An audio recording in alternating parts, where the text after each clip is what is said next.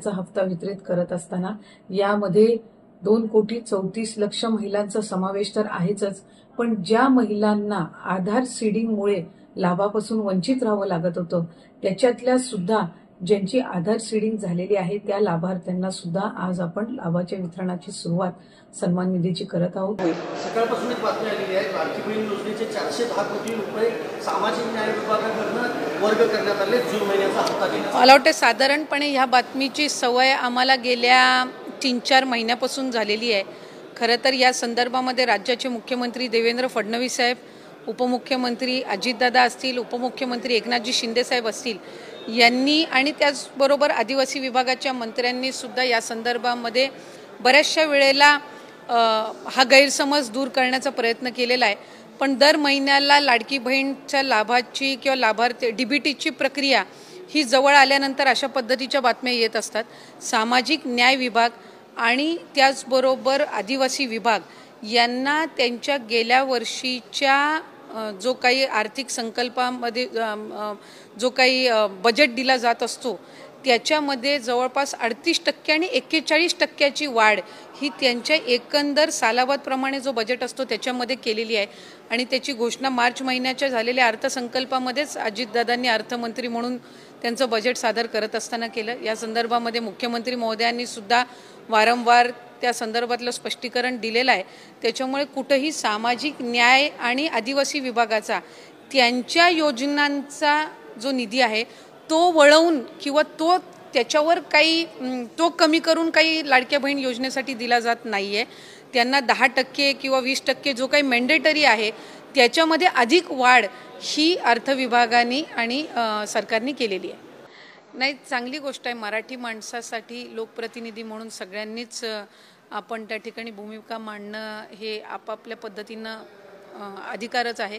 महायुतीचं सरकार म्हणून आज राज्याचे मुख्यमंत्री देवेंद्र फडणवीस साहेब, उपमुख्यमंत्री एकनाथजी शिंदे साहेब, उपमुख्यमंत्री अजितदादा यांच्या नेतृत्वाखाली आम्ही सुद्धा मराठी माणूस, त्याचे मूलभूत अधिकार, त्याची प्रगती ह्यासाठी साधारणपणे महायुतीचं सरकारसुद्धा कार्यरत आहे आणि ते पुढेही अशाच पद्धतीनं कार्यरत राहील। त्यामुळे मराठी माणसासाठी सर्व मराठी बांधव पुढे येत आहेत। त्यामुळे एका बाजूला हे सकारात्मक आहे, दुसऱ्या बाजूला राजकारणाच्या पलीकडे मराठी माणसाला अधिकाधिक सक्षम करणं आणि फक्त राज्यातच नाही तर देशभर सुद्धा मराठी माणसाचं नाव हे लौकिक कसं होईल, मोठं कसं होईल या दृष्टिकोनातून सरकार म्हणून आम्ही काम करत आहोत। आणि एक प्रश्न असा आहे की महाराष्ट्र हा कुपोषणामध्ये जवळपास 1,82,443 इतकी संख्या समोर आली आणि शहरी भागात कुपोषित बालकांची संख्या जास्त असा आकडा आलाय। तुमची साधारणपणे आकडेवारी चुकलेली आहे। जी काही 1,82,000 आपण म्हटलंय त्यांचा सर्वे झालेला आहे आणि त्या सर्वेमधून जी काही आकडेवारी आलेली आहे, जर आपण 2023, 2024, 2025 ची आकडेवारी जर आपण बघितली तर याच्यामध्ये साधारणपणे 2023 मध्ये 5% होतं, त्याच्यानंतर खाली होऊन 24 मध्ये 3% आलंय आणि या वेळेला साधारणपणे 1.6% कुपोषणाचं प्रमाण हे आलेलं आहे, जो आम्ही आणखीन कमी करण्याचा प्रयत्न हा आम्ही त्या ठिकाणी महिला व बालविकास विभाग म्हणून ते उद्दिष्ट ठेवलेलं आहे आणि मुख्यमंत्री महोदय आणि दोन्ही उपमुख्यमंत्री महोदयांच्या मार्गदर्शनाखाली आम्ही करत आहोत। मुंबई उपनगरची जी आकडेवारी आलेली आहे 2 वर्षापूर्वीची जर आपण ती बघितली तर त्याच्या संख्या ही दुपटीने होती आणि आज साधारणपणे 2,500 का 600 ही त्या ठिकाणी आकडेवारी आलेली आहे। ही 2 वर्षाच्या तुलनेमध्ये 50% खाली आहे आणि ती आम्हाला आणखीन खाली ही या वर्षीपासून आणायची आहे। म्हणून VCDC जो प्रोग्राम असतो म्हणजे ग्रामीण भागातलं कुपोषण कमी करण्याच्या दृष्टिकोनातून ज्या उपाययोजना केल्या जातात त्या आम्ही यंदाच्या वर्षीपासून अर्बन जो UCDC प्रोग्राम आहे म्हणजे अर्बन एरियामध्ये कुपोषणाचं प्रमाण कमी करणं यासाठी जवळपास 3 महिन्यापासून आम्ही चालू केलेला आहे आणि त्याचा एक पॉझिटिव्ह रिझल्ट हा आम्हाला पाहायला मिळतोय। त्याच्यामुळे जर आपण 2023, 24 आणि 25 याची जर आकडेवारींची आपण तुलना केली तर आपल्याला लक्षात येईल की याच्यामध्ये शार्प डिक्लाइन आहे, म्हणजे ते कुपोषणाचं प्रमाण हे राज्यामध्ये कमी होत आहे। शहरी भागात